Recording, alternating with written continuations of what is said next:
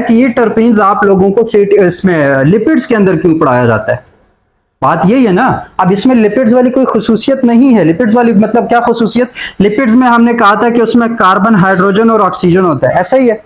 यहां पे आप लोगों को कोई ऑक्सीजन दिखा नहीं दिखा।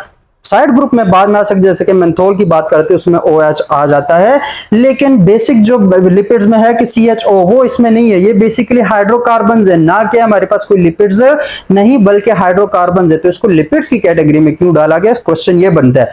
तो लिपिड्स के साथ या इसको क्यों पढ़ाया जाता है? तो उसके जो मेन रीजन जहां तक वो जो मुझे समझ आई है वो यही है कि जब इसकी सिंथेसिस हो रही होती है, क्या हो रही होती? जब ये टर्पीन सिंथेसाइज हो रहे होते हैं, तो ये टर्पीन्स भी सिंथेसाइज होते हैं हमारे पास एसिटाइल कोएंजाइम ए से। किससे? Acetyl coenzyme A.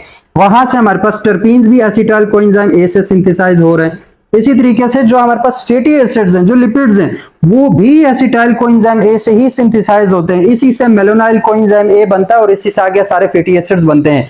तो इनका जो ओरिजिन है वो सेम है कि टर्पीन्स हो चाहे वो फैटी एसिड्स हो, वो हमारे पास उनका जो ओरिजिन है एसिटाइल कोएंजाइम ए, वहां से बनते हैं। इस वजह से इसको लिपिड की कैटेगरी में डाला गया। एक बात। दूसरी बात ये कि ये जो टर्पीन्स हैं ये भी आपके जो ऑर्गेनिक सॉल्वेंट्स हैं उनमें सॉल्युबल हैं। ऑर्गेनिक सॉल्वेंट्स में क्या है? सॉल्युबल हैं।